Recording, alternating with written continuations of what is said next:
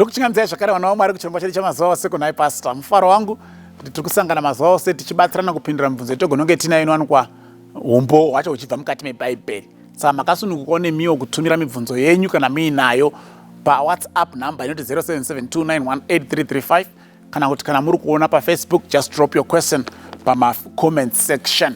Mubvunzo tiri kupindura nhasi uri kuti iwo kunhai pastor, munyika itsva muchafiwa here? Mabva mapakotwa Isaiah 65 verse 20. Ndikaitiverenga Isaiah 65 verse 20 ndo yadenha mubvunzo iwoyo. Isaiah 65 verse 20, no more shall an infant from there live but a few days, nor an old man who has not fulfilled his days. For the child shall die 100 years old, but the sinner being 100 years old shall be accursed. Saka ndo pabva mubvunzo kuti saka kuchafiwa here futi munyika chi? Munyika itsva, because pari kunzi for the child shall die ane 100 years old, uye vatadzi vakasvika 100 years vanenge vachizotukwa. Ndoda kutowedzera mubvunzo wacho nditi saka munenge mine vatadzi here munyika itsvai? Because kana iri nyika itsva iri kutaurwa what does the sinner want in that new heaven or new earth or whatever it is. Regaitange ta-establisha kuti rufu richazovako here in the new heaven and new earth. Will there be any death? Then tozoda kuona kuti Isaiah iri kuti chii. Okay, so we are using the principle yatakataura inonzi total scriptura. The scripture in its totality. Ngatitarise kuti Bhaibheri rinodzidzisa kuti kudii maererano neupenyu nekufa munyika itsva. Saka tichatanga nazvo zvakazarwa 21 verse ya 4.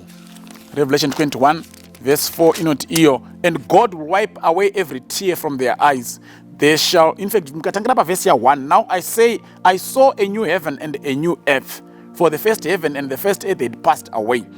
Okay, and there was no more sea. Verse 4, God shall wipe away every tear from their eyes, and there shall be no more death, no sorrow, nor crying. There shall be no more pain, for the former things have passed away. This is straight and clear as it is coming. There will be no more death in the new heaven and new earth which God is going to create. Revelation 20, chapter 20, verse 14. Death and Hades were cast into the lake of fire. This is the second death. Kureva kuti rufu ruchafa. So rufu pachezvaro runzi ruchakandwa mudziva romoto. God is going to destroy death. So ndokusaka chapter 21 yazo, there will be no more death, because death itself is going to be destroyed. 1 Corinthians chapter 15 verse 26. 1 Corinthians 15 verse 26. The last enemy that will be destroyed is death. Death is going to be destroyed. We are talking of scripture in its totality. There will be no more death, because death itself will be destroyed. Death and Hades will be thrown into the lake of fire. There is no more death, no more pain, no more crying in the new earth and new heaven. Saka ngatichidzokere pana Isaiah tichitsvage kuti iri kuti kudii kana ichiti a child will die 100 years old. Verse 16, lautangira pa verse 17, iyi ndio inonzi immediate context kana muchikurangara ma-principles of interpreting scripture atakambotaura some time back.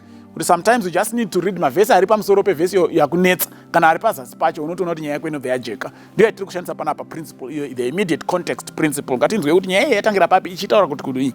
Verse 17, for behold, I create new heavens and a new earth, and the former shall not be remembered or come to mind. Verse 18, but be glad and rejoice forever in what I create. For behold, I create Jerusalem as a rejoicing, and her people a joy. I will rejoice, verse 19, in Jerusalem, and joy in my people. The voice of weeping shall no longer be heard in her, nor the voice of crying. Verse 20, no more shall an infant from there live but a few days. No an old man who has not fulfilled his days. For the child shall die 100 years old, and the sinner being 100 years old shall be cursed. Such chiri kuitika nai pastor. Kana makateera patora nyonzi, I will create a new heaven and a new earth. Patora nyonzi, I will create Jerusalem, and it will be a joy even for my people. Rangarirai Mwari ari kuprofita the exile that was yet to come. Okay, vana vaMwari vaizotorwa senhapwa vachiendeswa either kuSyria or kuBabylon. But he is saying things will not remain like that. Ndichadzosa zvakare mufaro wekare. Saka ndichaita zvinhu patsva. Saka mavhesi aya chapter 65 yaIsaiah from verse 17 kusvika kwainopera iri kuya iri in a dual way. Iri kutaura zvinhu zviri nguva imwe chete. Ukatadza kuziva kuti apa kutaurwa chipi unozvisanganisa ukaita confusion. Zvakafanana naMatthew chapter 24. That chapter vadzidzi vakabvunza Jesu kuti what will be the sign of your coming and of the end of the world?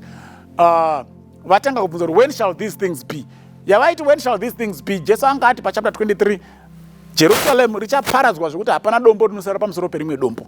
Saka vakauya vakati, when shall these things be? Vachireva kuparadzwa kweJerusalem kwakataurwa naJesu Kristu. But ivo vadzidzi vaida kumhanyira Jesu mberi vachibva vafunga kuti zvinoitika pakudzoka kwake. Therefore tell us what will be the sign of your coming, end of the world. Saka Jesu paakapindura chapter 24 one response iri kuresponda kumibvunzo 2. Iri kupindura, when will Jerusalem be destroyed? What will be the sign of your coming and of the end of the world? Saka ukatadza kuziva kuti izvi zviri kutaura Jerusalem, izvi zviri kutaura kuguma kwenyika, unomixa futi Matthew 24.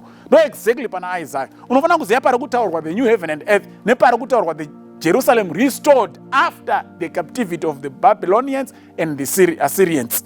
Saka pari kunzi kana ndasika Jerusalem itsva, kana ndasika Jerusalem patsva, unofanira kuziva kuti ndepapi pari kutaurwa. The new Jerusalem, new heaven and earth, kana new Jerusalem after it has been rebuilt. Vanhu vabva kuBabylon. Do iri kurifewa pana verse ya 20. Jerusalem yava itsva zvazvitsva, yava kwapatsva, hakuzovi nevanofa mazuva vasati akwana. Even vanotadza vakararama vanenge vachitukwa. Saka hakuna kufa munyika itsva nedenga itsva. But muJerusalema itsva raisikwa after kuparadzwa kwaNebukadnezar kunozova nekufa, but vanhu vachatenderwa kufara nekurarama makore akawanda. So you should be able to separate, kuziva kuti apari kutaurwa new heaven and earth, apari kutaurwa the restored Jerusalem, apari kutaurwa the new heaven and earth, apari kutaurwa the restored Jerusalem, because it's a dual prophecy. Chiprofita chini in one, but chichireva zvinhu zviviri zvaizoitika panguva mbiri dzakasiyana, just like Matthew chapter 24. Ndo zviri kuitika pana Isaiah. Be able to sift and separate what is referring to the restored Jerusalem, what is referring to the new heaven and the new earth. Basi rikana Mwari atikomborere. Amen.